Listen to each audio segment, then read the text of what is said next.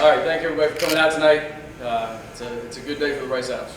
It was, I think it's something we've talked about. Winning breeds winning, and hopefully there's going to be more locker rooms like we just experienced, which was so much fun for our football team and such a great reward. Obviously, senior day, I thought our seniors played their butts off today, and then they had some help from underclassmen. From their teammates, but I thought the seniors really set the tone for us, showed us how to play this game and the tempo we were going to have to play it at. Thought we started fast again, which was awesome to see us go out there and make some plays. Defense get off the field, offense go and get points, and just felt really good about some of the things at the start of the game. You guys know me well enough. My mantra to this team is start fast, stay focused, and finish strong, and I'm really glad we were able to finish strong for the second week in a row. And there's a lot we'll improve on, a lot of good things in that tape that we'll learn from. This game was not without adversity. It never is, especially when you're playing a program like North Texas. I think so much of Seth Luttrell and his staff and the way that they coach physicality and the way that they build a program over there. When I came into the conference, he had just won the West and played FAU in the championship game. And that's who we wanted to build our team to beat. And I think we're going to have great battles going forward with their program. We're always going to go head-to-head on a couple of recruits in each class. And like I said, just a big win for our program today.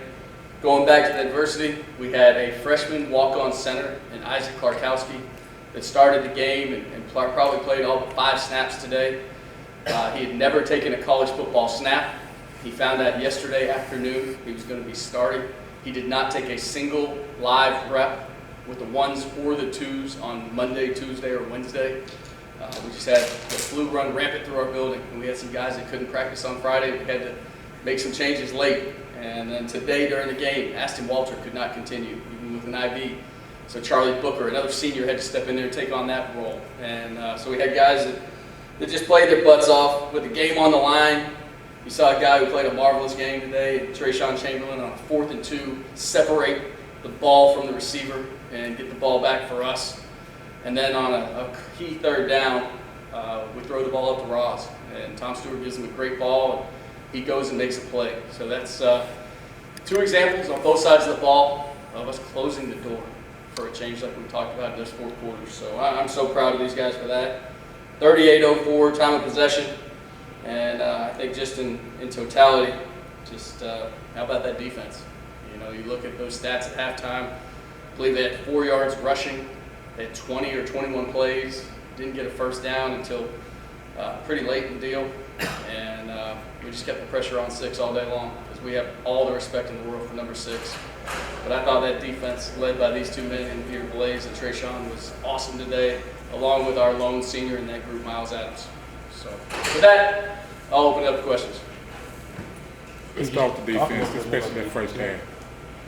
Somebody. Talk about the defense, especially in that first half. It's been a while since that pretty much physicality from this group of players for a while. Yeah, I tell you, I mean, that defense, I'll tell you, it's fire out there. It's fire. They're playing with so much passion and so much energy, and they are hitting anything in their path. And I'm so proud of those guys. I'm so proud of Coach Smith for organizing the chaos the way he does, disguising the coverage, and then these guys that just wouldn't be blocked today. Again, to hold a good team, a good college football team with a dynamite quarterback, a 2-time Conference USA Player of the Year, to 4 yards rushing in the first half and keep them off the scoreboard. There's no words I can say other than wow about our defense. I'm proud of them. Could you feel the hit that Trayshawn laid on the 4th down from the sideline? It like reverberated through everybody's body. And I tell you, our sideline's another unsung hero in this deal today. The juice on our sideline, we're calling it Club Rice now, and I think we'll charge admission from now on because it's a fun place to be. And then last week on 3rd and long, you handed it to Aston to salt away the game, and were adamant that you were going to run the football. This week on 3rd and long, you threw it up to Rosner. What was going through your mind on that play call? You know, it was a conversation between Coach Mack and I, and I did not want the clock to stop. And so there was part of me that didn't want Roz to have the one-on-one. And then luckily there was a media timeout.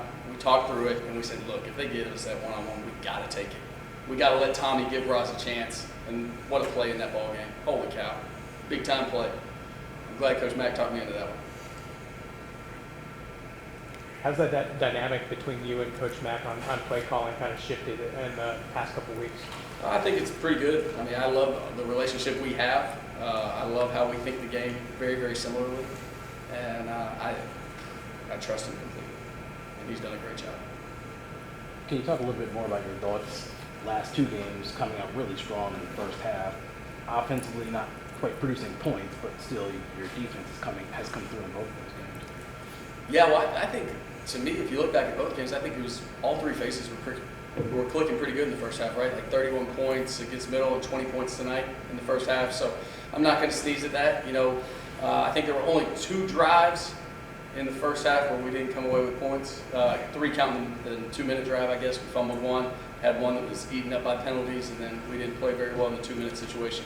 So again, I think that's a pretty good half for offensive football to score 20 points. What I need us to do is I need us to find a way to come out of the halftime on fire and take the first drive of the second half down and get some points. That's something that we're going to really challenge our guys to do in this next opportunity next week.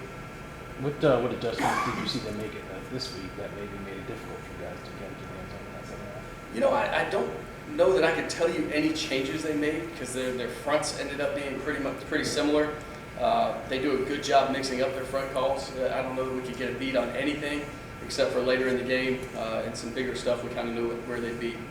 And that's also a big play in that game was Nashawn Ellerby getting that first down and really effectively ending the game. And that's another senior stepping into a big moment and making a play. So, really proud. We talked last year about balls getting over the secondary's head, and it seemed like that was a recurring conversation. We've seen this year some of the best quarterbacks in Conference USA be held to season lows against your defense. How incredible was it to hold Mason Fine no touchdowns and barely 50% passing? It's incredible. And it really is everybody working together. It's rushing coverage working together. All these guys got a chance to blitz the quarterback today and got after him pretty good. But when you talk about that secondary, it's a GTFB mindset. And that's where we have to start. And we got to make plays, keep the ball in front of us, and make plays. And those hits on number 6, 10, 30, I'm proud of these guys for attacking the way they did. They just were relentless.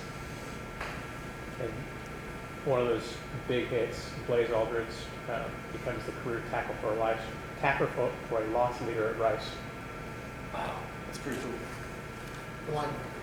The linebacker. The linebackers. Okay, well, we'll take that because the linebacker that he passed, I think, was in his 18th year of his career when he played for us with the Jets. And that was after winning a bunch of Super Bowl rings with the Patriots. So if Blaze can have the career Larry Izzo did, I think we'll all be really proud.